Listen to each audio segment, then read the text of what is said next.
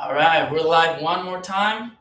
Welcome to episode 2 of FOMO Fighters, Travel Buddies. And so first, go grab your coffee, grab your tea, whatever you feel like drinking so that you can chat with us for the next 20 minutes. And we're going to be just giving you a ton of value and details. There's no pitch at the end. It's just us chatting and letting you know some tips that we found have been helpful throughout our lives for traveling. Last week, we talked about how to plan your trip to make the best out of 2026. And we hope that you did your homework, which was to create a wish list of all the places we want to go to. Because today we're going to be talking about a very important topic and one that can determine whether you travel a lot or not, which is flights. So we're going to show you different ways that you can improve the way you find flights, the way you organize your year around them, and how to just maximize your time in the air and in land. Yeah, so basically a lot of people think that they can't travel because they look up flights and they're like, oh my God, it's so expensive. And yeah, airfare can be expensive. A lot of times it is the biggest factor of your travel expenses. Has it ever happened to you that you found a hack to travel more for less? I could actually spend probably a few hours talking about all the different crazy things that I've done to find very cheap flights. But I'm just going to give an example. So back probably 10 years ago, but this is still true today, my friend got married in Israel and I needed to go to her wedding. And I looked up flights and the round trip flights from New York to Israel for those dates was crazy. It was like, I don't know, $1,700. And I was like, I don't have $1,700 right now. At the time I was making 1,000 euros a month. So I was like, all right, I got to find a different way. So basically what I did was I started looking up all of these different ways for me to get to the wedding. And we're going to tell you all the different hacks and how I did it. But basically I want to let you know that I went to 20 countries on a 6-week trip. That's a little crazy. I wouldn't recommend doing that many countries. You can definitely do it a lot less and have a little bit less crazy of a time. However, I went to 20 different countries. I went from New York. I made it to the wedding in Israel. I went to all of these different countries and went home for a grand total of $500, which was less than a third of what the original price was. And I did so much more. Yes. And just so you know, before we jump right into the topic, we have found flights as cheap as $3 to go from Europe to Africa. So I promise you, if there's a will, there's a way. The keyword of today is going to be flexibility. Why? Because flexibility can mean a lot of things. It could be flexibility with the dates. It could be flexibility with the airport you're going to or you're going out of. It could be flexibility with the layovers. We're going to talk about how you can maximize your layovers and not see them as a burden, but rather as an opportunity to discover something new. Yeah, and the thing is, a lot of people they're always assuming that your flights are going to be super expensive, but with these different hacks, now, if you have a very specific place that you need to be and a time that you need to be there are also hacks. We're going to get into that another week, but today we're going to talk about 3 main hacks that we use that give you flexibility and allow you to half or a third the price of the flight that you're going to take. So hack number 1 is going everywhere. What does this mean? In case you don't know by now, there's an app and there's a website called Skyscanner, which is the holy grail of flights. It helps you organize depending on where you want to go, when you want to go, and all around. So we're going to show you actually an example of a function called Everywhere, which allows you to see from where you want to leave to every country in the world, organized by price. So I'm going to show you very quickly. The thing is, if you just want to travel and you just want to go anywhere, you can.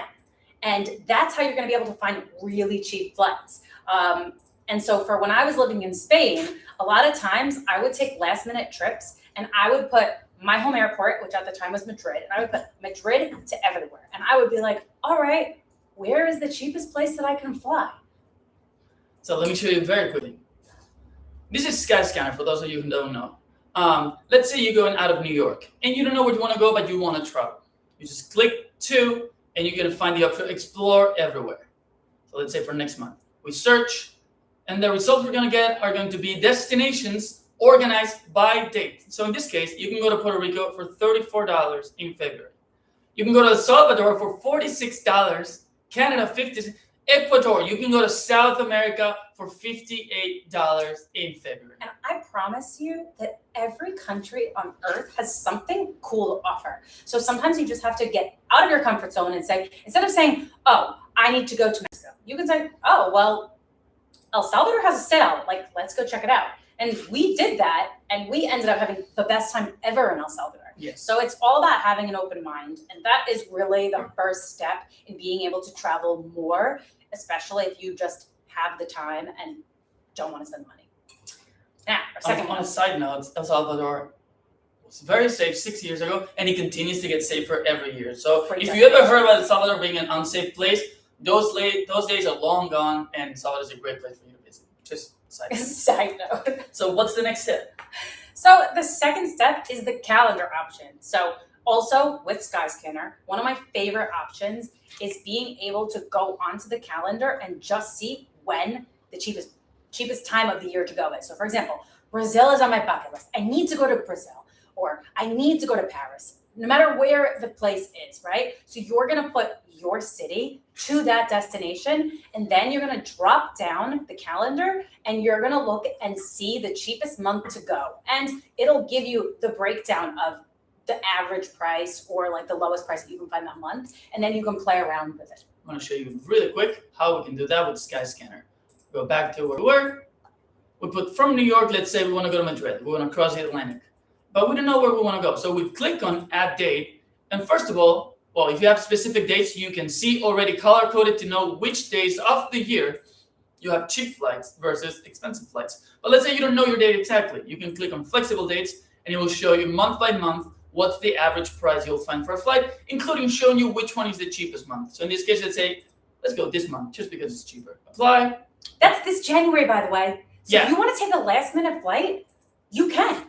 Like, you can go to Madrid this month. How insane is You that? can- And it's so cheap. You can go to Madrid tomorrow, January 14th, for $200. How crazy is that? I mean, come on. That's cheaper than going out on a Friday night in New York sometimes. And the best part is you have, yes, you have a lot of different options with different airlines, with and without layovers. You can sort it by cheapest, you can sort them by best, and you can even sort them by fastest if you're in a rush. So, yeah, options are endless. So those are two of our favorite features, and that's for flexible travelers. Now, let's talk about the third one. That's if you have an exact trip that you need to do. Now, you obviously have less flexibility with the budget and with the schedule. However, we do have several small hacks that we use so that we can make them more affordable. So, Because we understand that sometimes because of work, because of other pre-existing things, you just don't have the flexibility to say, I'll just travel anywhere. And maybe, you have blackout dates or whatever it is. So for those cases, we want to show you that it's also possible to travel more and to travel better. all right, so the first small hack is extending your airport search, right? So my home airport is Newark. Newark is the most convenient. It's like 30 minutes from where I'm from. However, I have found some of the flights from Newark can be really expensive. So instead of looking up just Newark, I will look up nearby airports. So that can be Atlantic City, that can be LaGuardia, it can be Stewart, it can be JFK. Hopefully not JFK, but it could be an option. Yes, but what if I told you, for example, that I found a trip that I'm going to show people now to go to Madrid, but instead of going from Newark, you go from JFK and you save almost $100. Yeah, so that could make it worth it. And then, I say, I'll hang out in the city for the day, and then I'll go to JFK. Exactly. Um, Let me show you very quick. yeah. These are the two different flights. We're talking going from October 3rd to the 17th in both cases. We're going from New York to Madrid. Only in this case, we're going from Newark, and in this case, from JFK.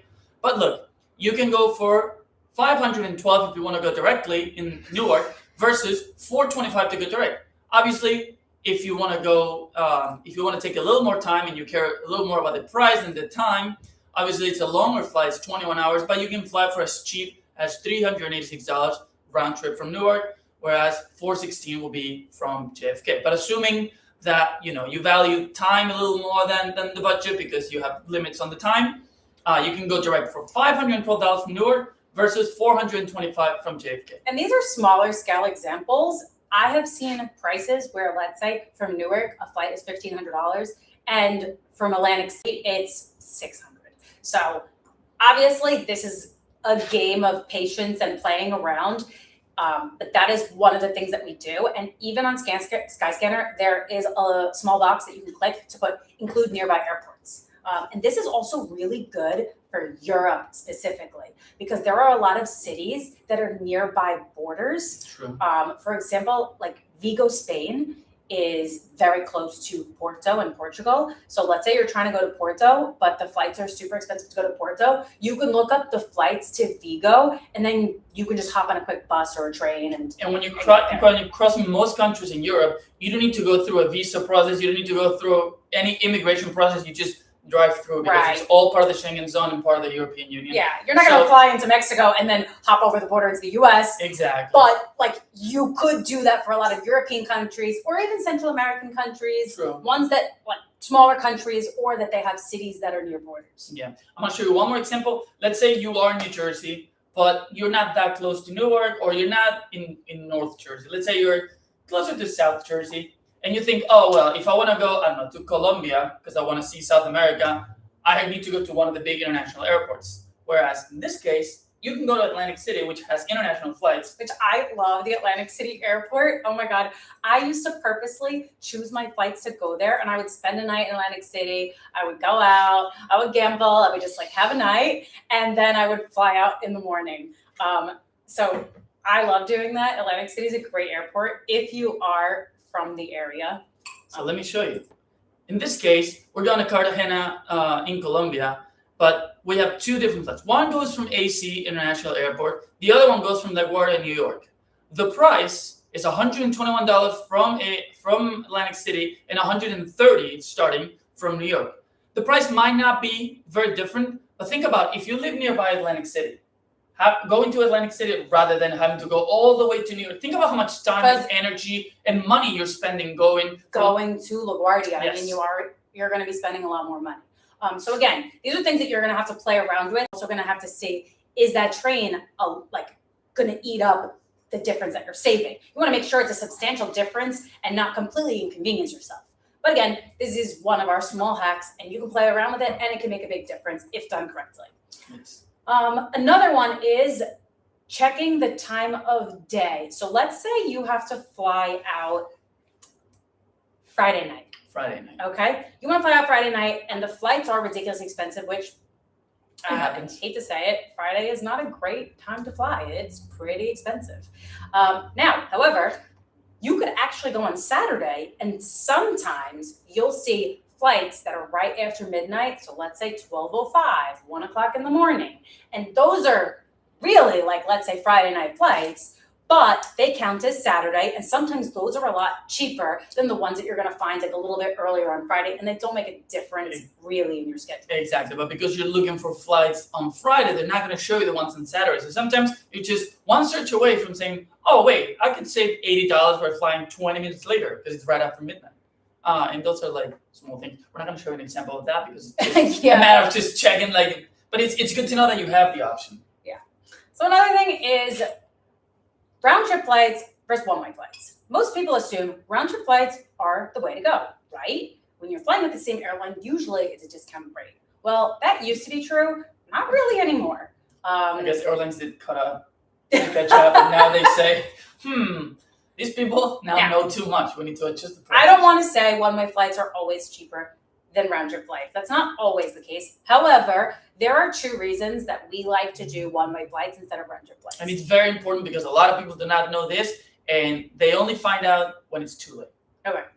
Obviously, no one's trying to miss a flight. No one's trying to plan for the worst. However, because we've been in this situation, we can say that, guess what?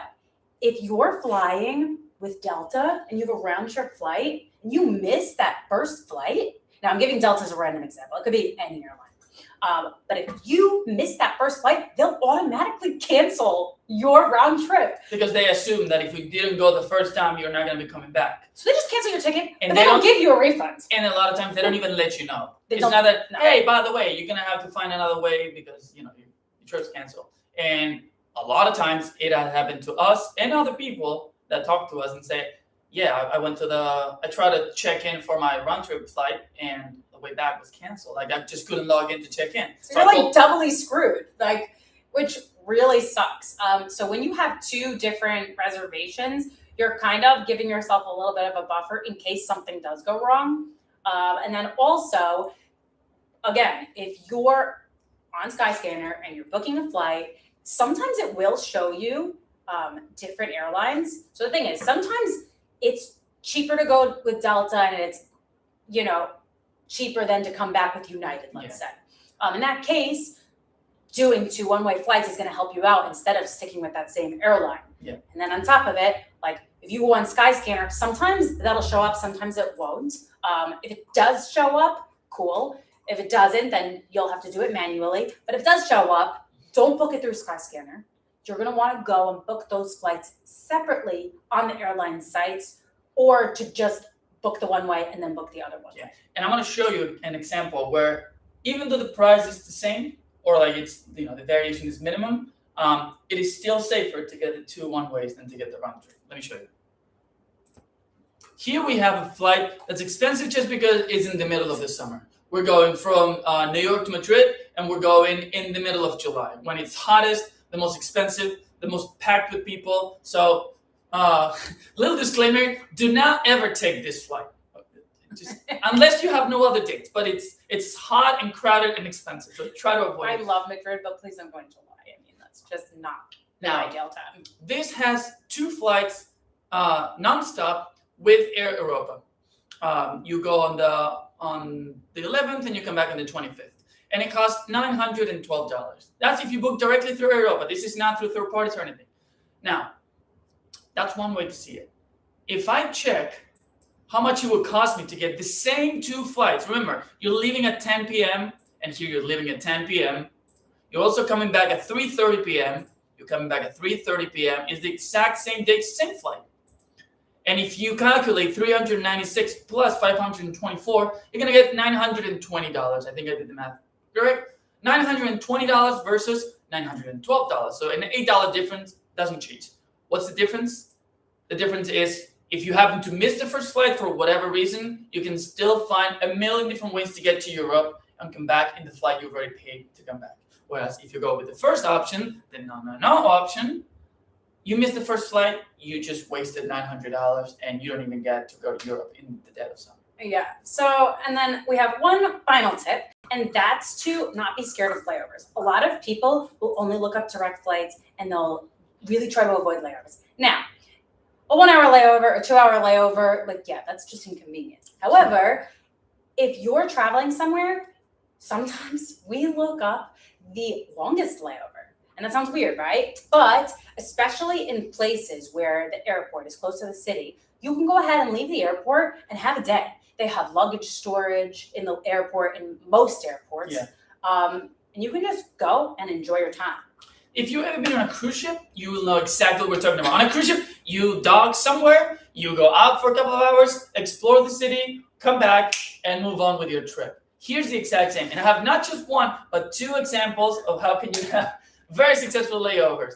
For those people who like daytime, I have one for you. For those of you who like nighttime, I also have one for you. Let me show you very, very quickly. This is always leaving from New York. We want it to be consistent on what we're showing. Let's say you're going from New York to Madrid, the same. But this time, we just found a layover that lands in Zurich, in Switzerland at 6 a.m. and then takes off again with the same airline at 4:20 p.m. What does that mean? That you can get to Zurich, you can try a cup of hot chocolate, you can walk around the city. Go have a fondue, go just enjoy your time. And it's going to break up your trip in a fun way. And it's almost like a little free mini trip. Also, we do have a guide on our site about having a layover, particularly in Zurich, ironically. So you can go ahead and check that out. Or if you have any questions, you can just message us. Also, because the layover is within the same airline, your checked luggage is not even going to have to be picked up. So you check your luggage in New York and you pick it up in Madrid. You don't have to do anything in Switzerland. Just go, enjoy yourself. If you have a carry-on, carry with you. And then come back to the airport and just go on. There's no problem. The second one, if you want to have fun, let's say you're young or you just want to discover the nightlife of a place like Dublin, Ireland, which is a great place to discover the nightlife. There's a lot of pubs. People are just happy to be alive at night. So you can land at Dublin at 9 a.m., but then you don't take off until 6 a.m. the day after. So you can enjoy the whole day doubling. Now that sounds crazy. This is definitely a crazy option, but I used to do this when I was in my 20s, and I would purposely take layovers so that I could save a lot of money on my flights. My friend wanted me to meet him in Croatia, and the flights were like $400 something each way, and I was like, Paris, I make like €1,000 a month. I cannot go for those dates. So I started looking. I found a €40 flight to Germany. I was in Cologne, and then from there, another €40 to get to Croatia. So I was like, great, this is under €100 for me to get to Croatia, whereas before it was showing 400 something euros. So what I did was I spent the entire night out in Cologne because the nightlife in Germany and a lot of European countries is like all night long. So I literally was at a club all night, then picked up my luggage and went to the airport and went back and went to Croatia. This is not really a trick I would tell a lot of people to do, but know that it's doable. And even you if can also sleep if you want. You don't have to go to a club. In the level I show you in Dublin, you can also just go to bed at 9 p.m. and then wake up at, let's say, 4 a.m., go to the airport, and still make your flight, and you'll be fine. So you have both options. All right, well, that's basically, those are our tips for today. There's so much more to know about flights. I mean, we could sit here talking for hours. That's why next week we're going to talk about when you should book your flight, because, you know, there's a big difference in sometimes the day that you book, the week that you book, when you're booking for. So we're going to dive into all those details next week so that you can optimize when you're actually booking your trip. Yeah, there are times to do it last minute, and there are times to plan way ahead of time. Again, we want you to travel better. That means travel more efficiently, and travel cheaper. So we're going to show you all the tricks in the book, just so you can learn how to travel more. Cheers to traveling more. This is live television, guys. None of this is improvised. Everything was planned, including that. No, it was improvised. All right, guys. We're going to see you next week. Enjoy your Tuesday. Enjoy the rest of the week. And if you're watching this as not live, we hope that we gave you enough value for you to want to watch the next one as well. We're going to be going every Tuesday at noon EST. That's 2 p.m. Argentina time for those of you watching from Argentina. But for the rest of the world, New York time, noon, is going to be when we're going to be live. Have a good day, and we'll see you next week.